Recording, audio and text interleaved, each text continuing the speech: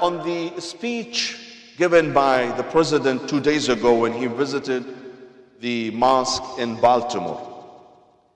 This was the first visit for the President of the United States to a masjid in the United States. Well, the President has visited churches, synagogues before, but this is the first time for him to visit a mosque in the United States. So his attempt, his outreach to Muslims came a little bit late. But that's fine. Late better than never. At least he did it. 1 year before leaving the office, he acknowledged the Muslim community, 7 million Muslims living in the United States. He acknowledged them by visiting a mosque, which is a good thing.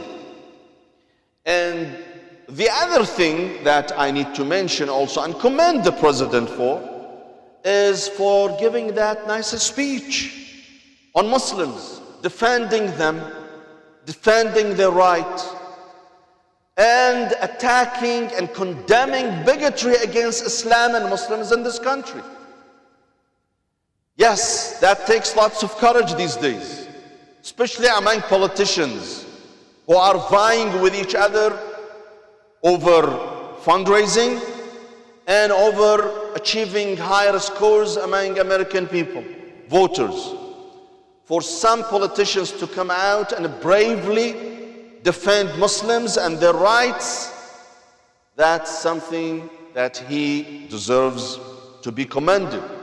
So we do commend the President for his nice words, for condemning bigotry, because believe me, my dear brothers and sisters, those words by politicians, when any politician says something positive, his positive words would reflect on the attitude of millions of American people. And when a politician, a prominent leader in the United States says something negative on Islam and Muslims, also it reflects on the attitude of millions of Americans who sometimes show bigotry against Muslims motivated by these words. So I do commend the President for visiting the masjid in Baltimore. I do commend him for defending Muslim rights and the presence of Islam in the United States. The President was very clear that this is not a Christian country, even though that the vast majority of Americans are Christian. It is not a Jewish country. It is a diverse country that welcomes diversity. And indeed, if Americans have thrived and succeeded so far, it is because of their diversity.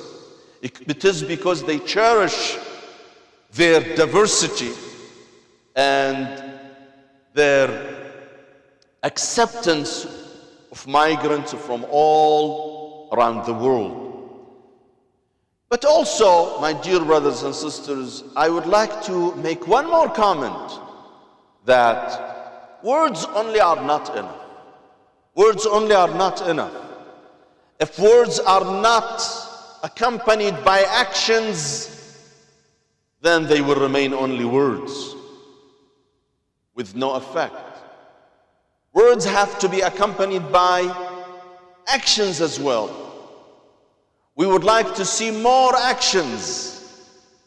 When many Muslims today from the Middle East origins, especially Iraq, Iran, Sudan, and Syria, are barred from coming to the United States unless they apply for visa, yet they hold citizenship of countries that are not required to have a visa, to obtain a visa once coming to the United States.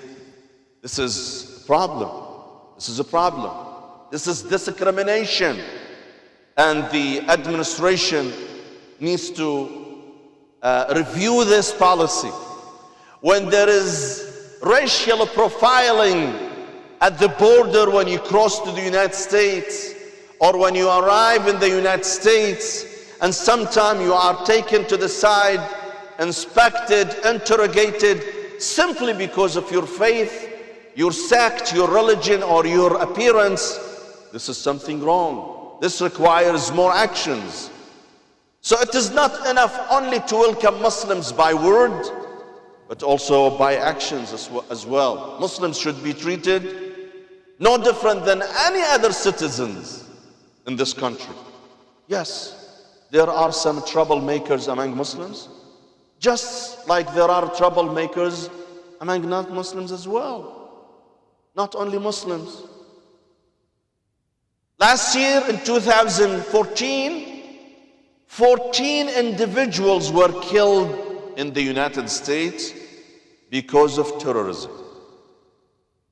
And those were Muslims behind it. 14 people. 14 people. Because of violence conducted by Muslims in San Bernardino. 14 people. But how many individuals were killed in this country because of the violence conducted by non-Muslims? Do you know how many? 90,000 people. 90,000 people were killed in the United States in 2014 because of the violence committed by non-Muslims. No one talks about that. Ted Cruz does not talk about that. Donald Trump does not talk about that. They talk about the 14 individuals. I'm not underestimating the impact of terrorism. I'm not condoning terrorism. What I'm trying to say is that there is double standard. 90,000 people killed every year in this country because of the rising violence.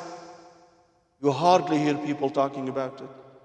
When only 14 people get killed because of the violence committed by some crazy Muslims, now it is the end of the world. This is double standard.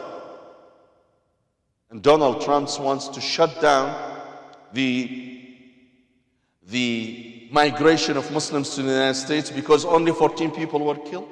Is that fair? Is that fair? We need to be more vocal, my dear brothers and sisters. We need to speak louder. We have rights that we will not relinquish in this country, we Muslims. And we have to be persistent. ما ضاع حق وراءه مطالب. If you pursue your rights, you will get somewhere. But if you do not pursue your rights, you will get nowhere. That's a fact. And we Muslims have to be always persistent on seeking our rights.